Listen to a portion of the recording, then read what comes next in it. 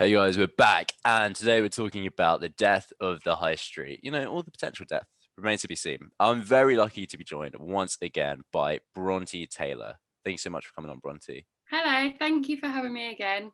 It's A nice to be pleasure, back. a goddamn pleasure. Bronte here, you've had quite a few years of retail experience, specifically in Cambridge's busiest shopping centre, the Grand Arcade. Yeah, so I worked for Topshop for 2 years, and I was also working for a concession inside Topshop as well, called Doll Beauty. So I did both of them.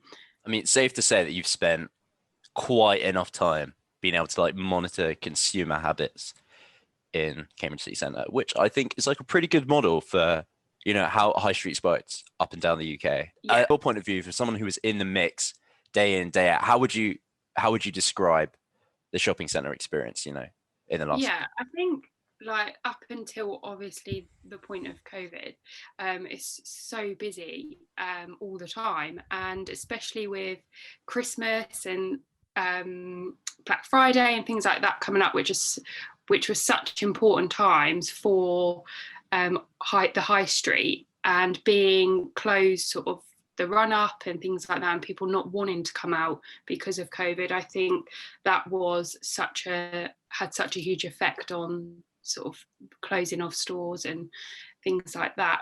But I think as well, sort of the social element of just going out with your friends and nipping into town, and the Grand Arcade was a one place where you had every single thing. The reason we're discussing it on the show today is because it recently came out that the John Lewis in the Grand Arcade, which has sort of been like a city centre staple for quite a while now, Yeah, is definitely. being potentially earmarked for closure. This would follow in the footsteps of all the Arcadia owned brands like Boohoo, Debenhams, Topshop, Topman, which have all been closed. Kath Kidston is gone now as well. And recently also I found out that there are proposed changes to the Cambridge marketplace. We say the Grand Arcade is like a staple. That goes back Yeah, to like Saxon definitely. times, right? Yeah, So proposed change to it was that the stores that are there at the moment would sort of be taken down and be put into like uniform stores, right? Everything would sort of look quite similar, and they'd pop up for the day, and then at night they'd be packed down, and their space would sort of transform into an event area right. for Yeah, like gigs or just like holiday stuff or whatever, really. yeah, So it idea. it kind of begs the question, like, upon return to whatever is normality after this, what is the Cambridge High Street going to look like? Because it sounded like, these big brands, these big brands that I think we never really thought we'd see go in a lifetime seem to be dropping off. And also the marketplace, is in jeopardy. I mean, these people weren't too happy about it, from what I understand, the traders, about these changes. And it sounds like they could be taking a hit too. So, I think as well for like the market traders, not only have they already been hit with COVID, um, and the issue with that, to then be faced with it all changing again is just another whole issue, isn't it? Um, and for the high streets, you walk into the Grand Arcade and you've got, or you used to have the iconic Topshop shop and Top Man that was sort of loved by loads of generations. That's no longer there. Such a huge shop, three stores, stories, and then you've got John Lewis. If that goes, I mean, what is going to go in replace of them huge stores? I really don't know. It's I just really yeah, couldn't think of anything that could take the John Lewis spot. I mean, the only thing that I could think maybe is like a food court, but even that like wouldn't take the full thing. Like yeah, it's four no, huge stories, right? yeah, and even over the other side of Cambridge with the Grafton, you've got Debenhams completely going. That's another huge empty space in there, Hmm. and they've just changed sort of the top floor of that to a food court, I guess, because there's no more shops to fill it. Hmm. So yeah, I think it also has an effect on the other stores there as well, because you want to go there so that you can shop in a variety of places. Yeah, if you have one or two things left open, Yeah. is it worth going there? Or for me, I'm sort of more Bury based. Um, you'd go to Cambridge because there is a John Lewis and it's that bit closer. And for that reason, it's sort of pulling people away from it, I guess, as well. To be honest, I'm an optimist, so I hear stuff like this, and there is a little part of me that's like, is this maybe gonna make those vacant spaces a bit cheaper? Does this mean that like more local independent businesses can start filling up some of those gaps if we like divide up that space? I personally would really, really love to see that. I'm like a huge fan of Cambridge's weird little shops like the wine merchants and the Yeah, yeah, haunted bookshop and all these little things that I don't know, they seem so like sort of trenched in history. And you know, if we could create new things like that that aren't just like another, you know, shopping center that looks like every other shopping center in the no, UK, I think that would be 100%. really cool. Yeah, and even down that sort of sustainable fashion route as well, like having little pop-up stores like that inside could really change the high street into a better place, really. And you can recreate it with new shops and local shops, and supporting them. It's so important at this time as well. I mean, the fast fashion thing is something that I think, I don't know about you, but I think it's like a wider thing that people have sort of become, or at least I know I have become more aware of it in Yeah, the last couple of years. I think it was always something that was sort of like, it felt like very sort of far off, but I don't know, maybe just with like the internet and the way that so many like traders are now like online and they're smaller traders, it feels like it became a lot more like into the public consciousness. I mean, if we just ignore that this shirt is from like Urban Outfitters, which I bought like before I knew, like I swear to God, but yeah, just Urban or whatever, just yeah, no big deal. But I not mean, sponsored. yeah, I wish I 100% I would sell out. I'm just like biding my time until I'm big enough to Yeah. sell out. But until then, like fast fashion. Ugh.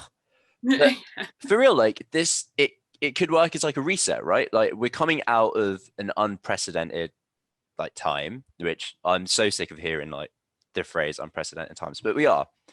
And like it could be a nice chance if like a lot of the slate is wiped clean to sort of reevaluate the way that we do places like the city center, right? Like do Yeah, we want those 100%. spaces for like big brands like Topshop Yeah. that, you know, have a history of maybe not treating their overseas workers the best? Mhm. Maybe not. It's something that can be turned into something really exciting and new, but have better effects in the long run for the future as well. Mhm. And I think smaller stores and pop-up things like that, if it was almost made into like a department store like John Lewis, but you've got, so you used to have Smith Selfridge and Topshop, or the different brands in sort of Debenhams or John Lewis, or whereas having more local or just a floor of sort of like local businesses and things like that could really encourage people to come back out and spend money and recreate the high street, I guess. Yeah, I mean, I know that I would be a lot more willing to go out and spend a couple extra quid if I knew that it was like, hey, these are like local guys that had like a really rough time over the last year, Yeah, more than I would like, oh, Topshop is back and like better than yeah, ever. Be a bit yeah, like, oh exactly. no, but like those the workers, they're like hundreds of thousands they got like left in Yeah, the dust.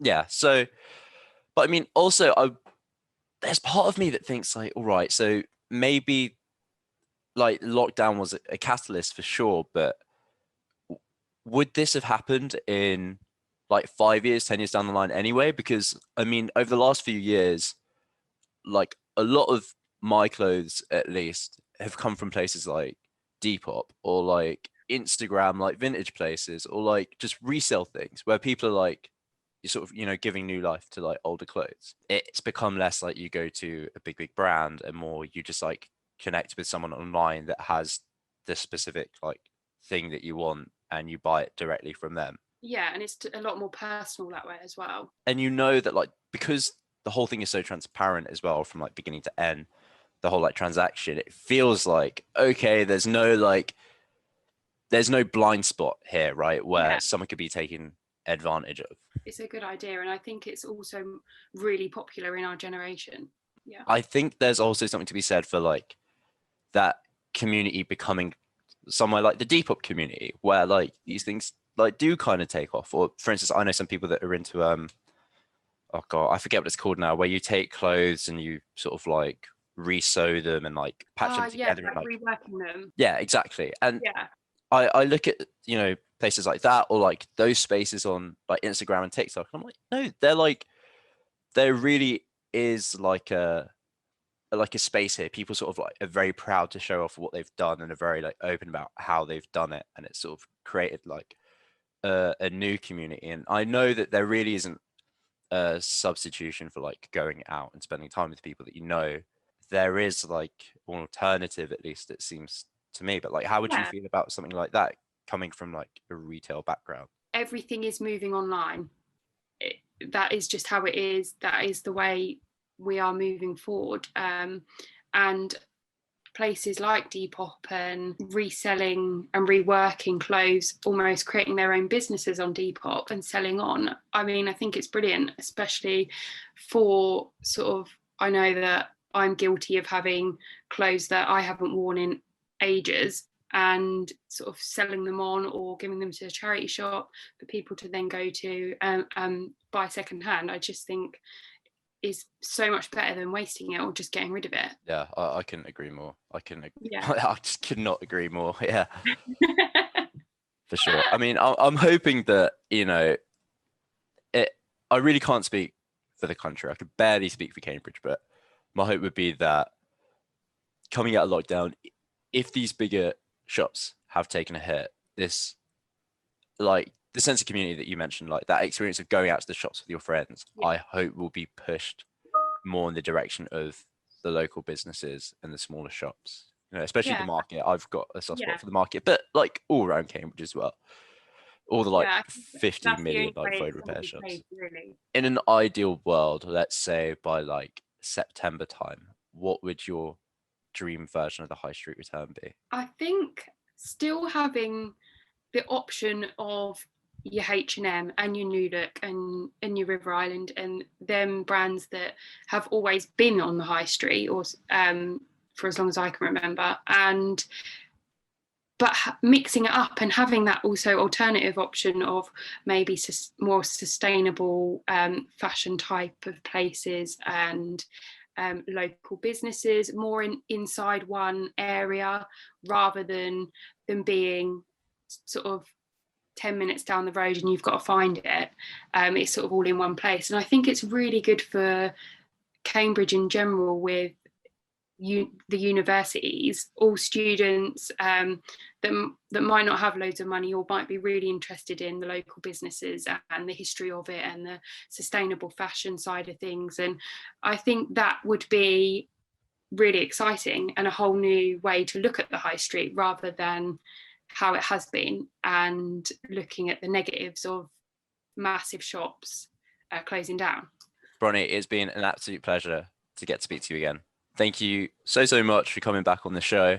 Yeah, no, thank you so much for having me. It's been really, really good to talk about it. Pleasure. As always, if you've got a story or a topic that you'd like to see covered on the show or on the channel, check out the information in the description down below.